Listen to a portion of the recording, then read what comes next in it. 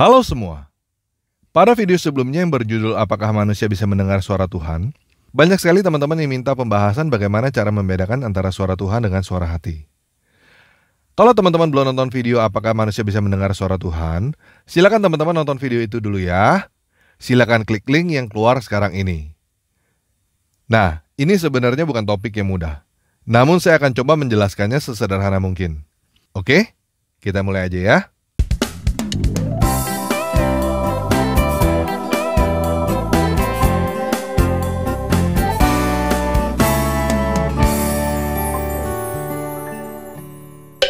Nah, ada satu kata kunci yang harus teman-teman ingat ya.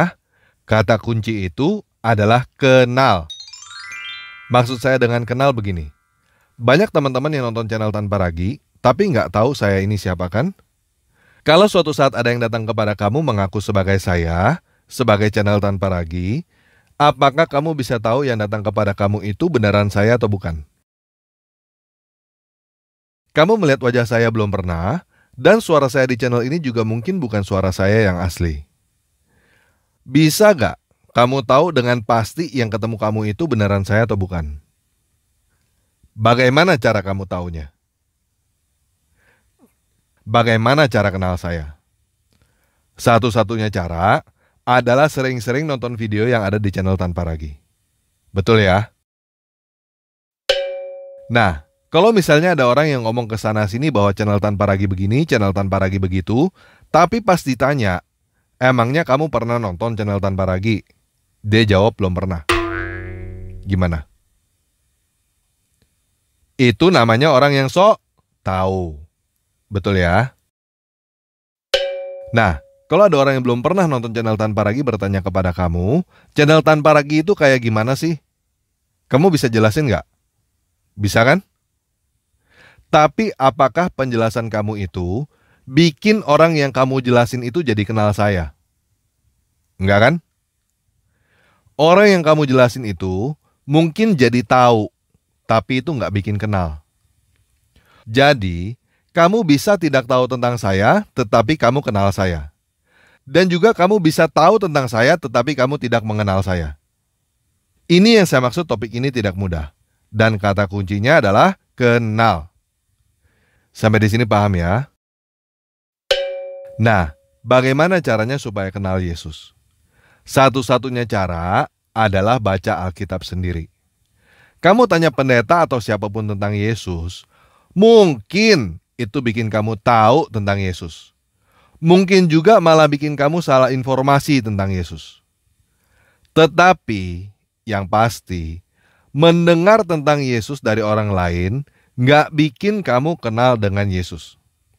Jadi sekali lagi saya katakan, baca Alkitab sendiri, mulai dari Matius. Kamu mau anggap Alkitab adalah firman Tuhan boleh, kamu mau anggap bukan firman Tuhan juga terserah, yang penting baca sendiri, renungkan siang dan malam. Kamu mau baca seluruh Alkitab dalam sehari boleh, kamu mau baca satu hari cuma satu ayat pun juga nggak apa-apa. Mau pagi, siang, sore, malam pun terserah. Mau Alkitab Lay boleh, ILT boleh, IMB boleh, bahasa Inggris boleh. Pilih yang kamu paling gampang mengerti. Kamu tidak perlu menghafal. Kamu juga tidak perlu langsung mengerti. Kalau ada sesuatu yang kamu tidak mengerti, teruskan aja bacanya. Nanti ada saatnya kamu akan mengerti. Jadi, enjoy aja bacanya. Nanti dengan sendirinya kamu bisa kenal yang mana suara Yesus, yang mana yang bukan suara Yesus. Dan kamu juga tidak akan bingung dengan nabi, pendeta, atau siapapun yang berkata bahwa Yesus ngomong begini, Yesus ngomong begitu. Kamu bisa tahu dengan sendirinya orang itu berbohong tentang Yesus atau tidak. Karena kamu kenal Yesus. Oke? Nah, membaca Alkitab berbeda dengan mendengar suara Tuhan secara pribadi. Maksudnya begini, kamu nonton channel Tanpa Ragi, berbeda dengan saya menghubungi kamu secara pribadi. Bagaimana cara saya menghubungi kamu secara pribadi? Saya bisa menjawab di kolom komentar, saya bisa email, saya bisa WhatsApp, saya bisa jawab melalui video, saya bahkan bisa datang untuk bertemu langsung dengan kamu. Saya aja punya banyak cara untuk berbicara kepada kamu. apalagi Yesus. Jadi jangan batasin. Oh, kalau Yesus mau ngomong kepada saya secara pribadi harus audible, harus eng, cring, bersinar di mana-mana. Enggak seperti itu, guys. Tuhan pernah suruh keledai untuk berbicara secara khusus kepada Bileam. Tuhan juga pernah suruh ayam untuk berbicara secara khusus kepada Petrus. Jadi sekali lagi, kuncinya adalah kenal. Sampai di sini paham ya? Nah, bagaimana caranya membedakan antara suara Tuhan dengan suara hati? Sebenarnya, kalau kamu kenal, kamu nggak akan sulit untuk membedakan. Yang sulit sebenarnya adalah pergumulan di dalam hatimu. Yuk kita balik ke cerita pertama tentang suara Tuhan. Cerita Adam dan Hawa di dalam Kejadian 2-3. Teman-teman baca sendiri ya. Di situ ada suara Tuhan yang berkata, semua pohon di taman ini boleh kamu makan buahnya, kecuali buah pohon pengetahuan tentang yang baik dan yang jahat. Kalau kamu makan buah pohon itu, kamu akan mati. Lalu ada suara ular yang bertanya, ngetes, memutarbalikkan semua perkataan Tuhan, seperti umat tetangga, yang kerjanya cuma bisa nanya terus tapi nggak mau dengar jawaban. Tuhan melarang kamu untuk makan semua buah pohon yang ada di dalam taman ini kan? Setelah itu, ada suara hati si Hawa yang berkata, semua pohon di taman ini boleh kami makan, kecuali buah pohon yang ada di tengah taman itu.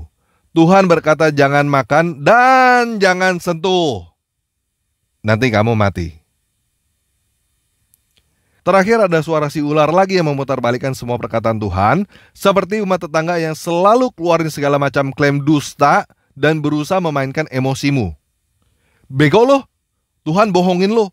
Lo makan buah itu gak bikin lo mati, tapi bikin lo pinter. Nah, sampai di sini, saya tahu pasti banyak teman-teman yang beralih pikiran dengan pertanyaan kenapa Tuhan menciptakan pohon terlarang. Kenapa Adam dan Hawa tidak langsung mati? Taman Eden itu di surga atau di bumi? Dan pertanyaan-pertanyaan lain. Jadi begini, saya sudah membuat video yang menjawab pertanyaan-pertanyaan itu. Dan supaya teman-teman gak pecah konsentrasi, silakan nonton dulu video yang menjawab pertanyaan itu. Setelah itu baru balik lagi nonton video ini. Oke? Nah, jadi teman-teman yang mau tahu jawaban kenapa Tuhan menciptakan pohon terlarang dan lain-lainnya, silakan klik link yang keluar sekarang ini ya. Oke, sekarang kita balik ke topik ya. Jadi di situ, bukan hanya ada suara Tuhan dan suara hati, tetapi ada suara si ular juga. Ada suara pihak ketiga. Setelah itu, ada pergumulan di hati, ada keputusan, dan ada konsekuensi. Persis sama seperti kita. Adam dan Hawa bukan cerita dongeng orang suci yang tidak ada gunanya untuk kita. Apa yang dialami oleh Adam dan Hawa, dialami juga oleh kita berulang-ulang. Karena kita semua adalah anak-anak Adam dan Hawa. Begitu juga dengan semua cerita nabi yang ada di Alkitab. Mereka bukan cerita dongeng orang suci yang tidak pernah mengalami pergumulan hidup seperti kita. Mereka bukan cerita dongeng orang-orang yang tidak pernah berbuat kesalahan dan tidak pernah jatuh, yang tidak ada gunanya untuk kita. Mereka mengalami apa yang kita alami. Mereka berbuat kesalahan seperti kita berbuat kesalahan. Mereka jatuh seperti kita jatuh. Oleh sebab itu kita bisa belajar dari mereka. Bukan hanya belajar dari kesuksesan mereka, tetapi belajar dari kegagalan mereka juga. Semua pergumulan hidup yang kamu alami pernah dialami oleh orang lain yang ada di dalam Alkitab. Dan kamu bisa belajar dari pengalaman orang lain melalui Alkitab. Jadi Alkitab bukan buku yang katanya gedebuk dari langit oleh penjual buku yang ngaku-ngaku sebagai nabi. Alkitab disebut buku suci karena isinya bisa kamu mengerti dan bermanfaat untuk kamu di sepanjang hidupmu. Buku yang cuma bisa dibaca dan dihafal, tidak boleh dimengerti, itu bukan buku suci, itu buku mantra. Cuma orang bodoh yang punya pikiran bahwa buku yang tidak bisa dimengerti adalah buku dari Tuhan. Sampai di sini paham ya? Nah, apakah Adam dan Hawa tidak bisa membedakan yang mana suara Tuhan, yang mana suara hati, yang mana suara ular? Pasti bisa kan? Begitu juga dengan kamu. Pada dasarnya kamu tahu kok yang mana suara Tuhan dan yang mana bukan suara Tuhan. Coba ya, kita tes sebentar. Apakah kamu bisa membedakan suara Tuhan dengan suara setan? Suara yang pertama berkata jangan membunuh. Suara yang kedua berkata bahwa kamu harus membunuh orang yang tidak seagama supaya kamu masuk surga. Yang mana yang suara Tuhan, yang mana yang suara setan? Jadi, sebenarnya kamu tidak perlu diajarin, udah tahu kan yang mana suara Tuhan dan yang mana suara setan? Tetapi masalahnya bukan itu. Masalahnya adalah kamu maunya dipuji-puji oleh apa yang ada di sekelilingmu dan kamu takut dihina. Suara Tuhan tidak sama dengan keinginan kamu. Betul gak? Nah, kalau kita baca kitab-kitab Injil, di sekeliling Yesus ada keluarganya, ada murid-muridnya, ada orang-orang sakit, ada orang banyak, ada Farisi dan ahli Taurat, dan sebagainya. Mereka semua dengar gak suara Yesus? Dengar kan? Tetapi semua yang dengan jelas mendengar suara Yesus itu, ada yang memilih untuk mengikuti dia, sampai ada yang memilih untuk membunuh dia. Jadi pertanyaannya, bukan apakah Tuhan berbicara kepada kamu. Bukan apakah kamu bisa membedakannya. Tetapi apa yang kamu lakukan dengan suara Tuhan. Kamu mau dengerin dan ikutin, atau kamu mau tutup kuping dan kamu bunuh, karena tidak sesuai dengan keinginan kamu. Hidup adalah proses belajar. Mengenal dan percaya kepada suara Tuhan adalah proses belajar. Selama nafas ini masih ada, kita masih dikasih kesempatan. Belum telat untuk belajar. Paham ya? Nah, ada komentar yang minta kesaksian saya pribadi tentang suara Yesus. Jadi begini, saya bukan Kristen sejak lahir. Dan saya menjadi orang percaya karena saya dengar suara Yesus. Bagaimana suara Yesus? Apakah audible dengan petir menyambar-nyambar?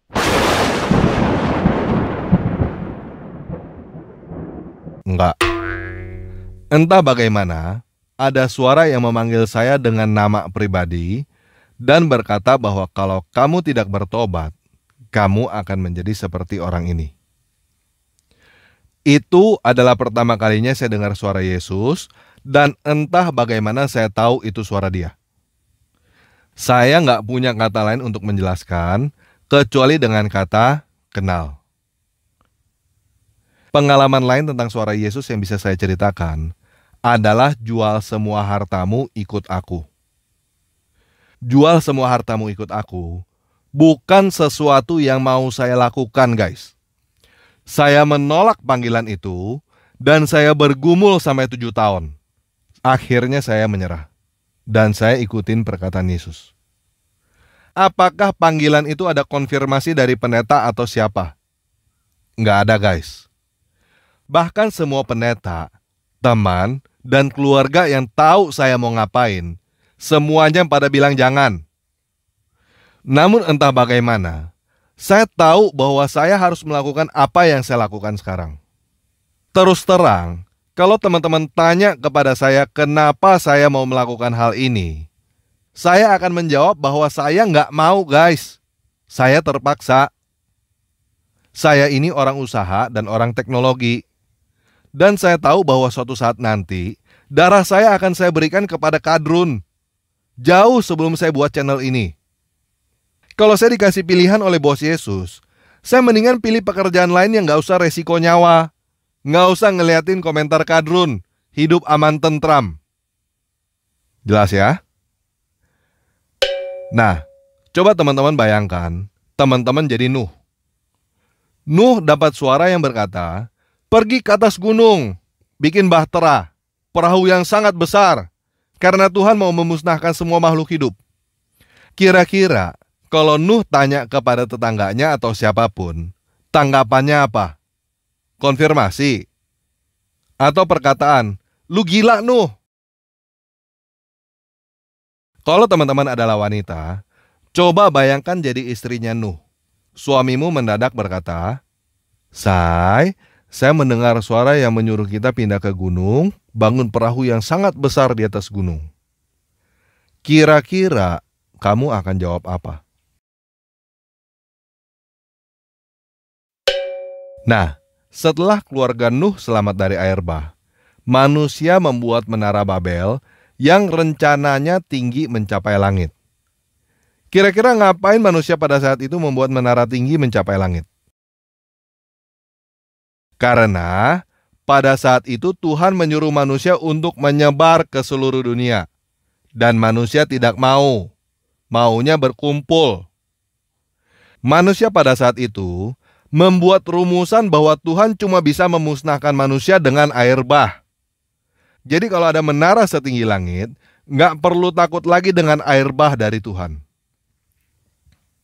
Dan ternyata Tuhan punya berbagai macam cara untuk melaksanakan apa yang Dia mau. Bahasa manusia dikacaukan, dan jadilah kita sekarang kira-kira ada 7.000 bahasa di dunia. Teman-teman mau percaya tentang menara Babel atau tidak? Tidak mengubah kenyataan bahwa sekarang ini ada kira-kira 7.000 bahasa di seluruh dunia. Jadi terserah teman-teman mau berkata Alkitab adalah firman Tuhan atau bukan. Label apapun yang teman-teman katakan tentang Alkitab, tidak mengubah kenyataan bahwa teman-teman bisa belajar tentang suara Tuhan dari catatan sejarah tentang orang-orang yang pernah mengalami suara Tuhan. Kalau teman-teman belajar mengenal suara Tuhan dari buku-buku di luar Alkitab, berarti teman-teman belajar mengenal suara yang bukan suara Tuhan yang ada di Alkitab. Jadi sekali lagi, apa yang Tuhan mau belum tentu sama dengan apa yang kita mau. Kuncinya adalah kenal. Dan pertanyaannya adalah apa yang kamu lakukan dengan suara Tuhan itu. Nah, banyak juga yang minta saya perjelas pendapat saya tentang Pak Tong dan Pak Niko. Jadi begini, Pak Tong bukan berkata bahwa suara Tuhan sudah tidak ada. Dia melayani pasti karena dia menjawab suara panggilan Tuhan. Dia menegur Pak Niko dengan begitu keras pun karena dia yakin Tuhan menyuruh dia melakukan itu. Jadi, Alkitab sudah selesai, tidak ditambahkan dan dikurangi, bukan berarti Tuhan menjadi bisu dan hanya boleh berbicara melalui Alkitab. Dan Tuhan bisa berbicara langsung kepada kamu, bukan berarti kamu tidak butuh Alkitab. Paham ya? Pak Niko merasa dia disuruh Tuhan untuk menghardik virus dan krisis ekonomi. Ya itu hak dialah. Bukankah kita semua juga berdoa supaya virus dan krisis ekonomi tidak menimpa kita? Pak Tong juga pasti berdoa untuk hal yang sama kan? Masalahnya cuma gayanya Pak Niko aja yang kelihatannya agak-agak kayak gimana gitu. Dia berbicara di depan publik dan menjadi sorotan karena Pak Niko adalah pendeta yang terkenal. Apakah Pak Niko benar-benar mendengar suara Tuhan? Menurut saya, itu bukan urusan saya dan itu nggak penting. Yang penting adalah apakah kamu mendengar suara Tuhan. Kalau kamu tidak bisa mendengar suara Tuhan, berarti kamu bermasalah. Yuk kita baca Ulangan 18 ayat 20-22 terjemahan IMB. Tetapi nabi yang lancang berkata-kata demi namaku, yang tidak aku perintahkan untuk mengatakannya, dan yang berkata dalam nama ilah lain, maka nabi itu harus mati. Apabila engkau bertanya di dalam hatimu, bagaimanakah kami mengetahui perkataan mana yang tidak difirmankan Yahweh? Apabila seorang nabi berkata demi nama Yahweh, dan perkataannya itu tidak terjadi dan tidak menjadi kenyataan, itulah perkataan yang tidak dikatakan Yahweh. Nabi itu telah berbicara dengan lancang, maka janganlah takut kepadanya. Jadi mengenai Pak Niko, ya teman-teman lihat sendirilah apakah hardikanya mengusir corona dan krisis ekonomi terjadi apa enggak? Kalau nggak terjadi, ya nggak usah takut kepada Pak Niko. Selesai kan? Nah, jadi apakah cara kita berhubungan dengan Tuhan harus seragam, semuanya sama?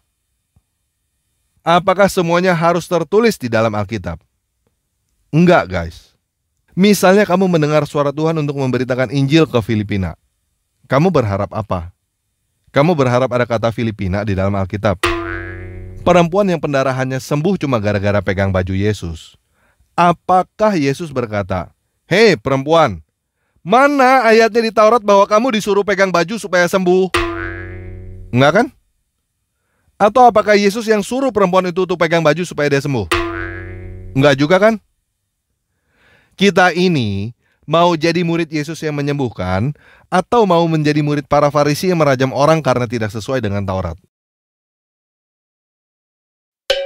Ketika ada 2 orang buta berteriak-teriak minta Yesus menyembuhkan mereka, apa yang dilakukan oleh orang banyak yang mengikuti Yesus?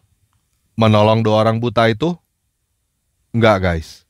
2 orang buta itu diomelin oleh orang banyak. Berisik. Tetapi mereka terus berteriak dan Yesus menyembuhkan mereka. Jadi, mengenai teguran Pak Tong untuk bertobat, daripada kita berkata bahwa Pak Tong berisik, kita ngeyel bilang kita adalah orang benar yang gak perlu bertobat, mending kita buang harga diri kita dan mulai mengkoreksi diri. Siapa yang berani bilang bahwa Tuhan tidak berbicara melalui virus corona? Dan siapa yang berani bilang bahwa kita tidak boleh berdoa supaya terhindar dari virus dan kesulitan ekonomi seperti Pak Niko?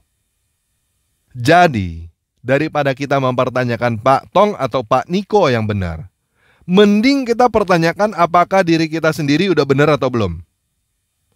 Karena dilihat dari sisi manapun mengenai virus corona ini, Tuhan mengizinkan semua ini terjadi. Ini bukan saatnya mempertanyakan apakah Pak Tong atau Pak Niko yang benar. Ini saatnya kita mempertanyakan diri kita sendiri. Apakah kita ini orang yang benar di mata Tuhan?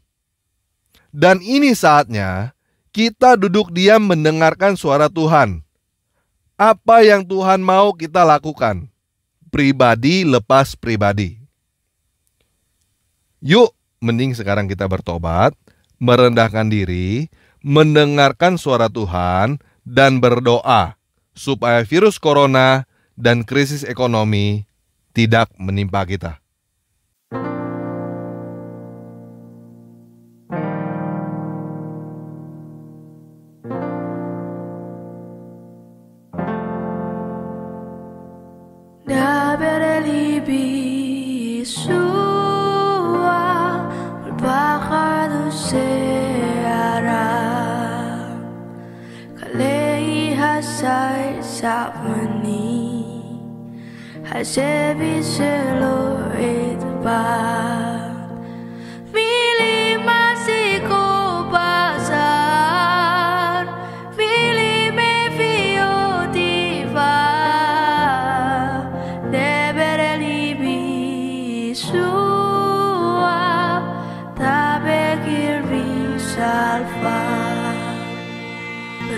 Berbicaralah Yesusku, ku di bawah sayapmu.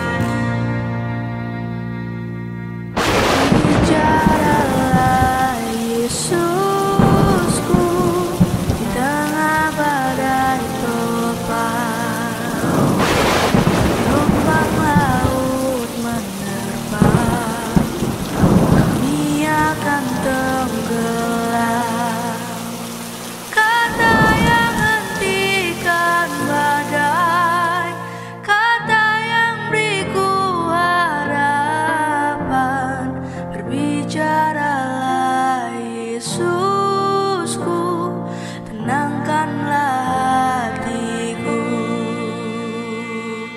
Debere libi Yeshua, Adua besir knafcha, Biklale nafsi necha, Emseato ay becha.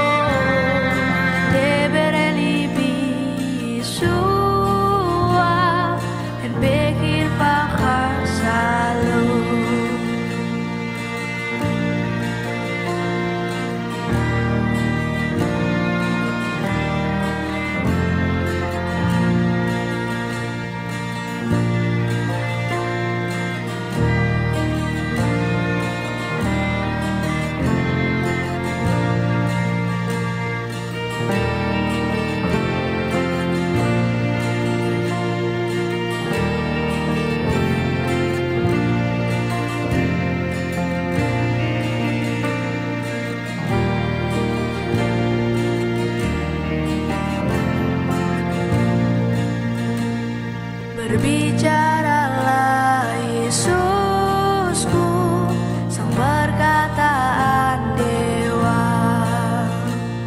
tanamkan kebenaranmu, bentuk laku sepertimu. Kata yang penuh kuasa, kata yang menguatkanku.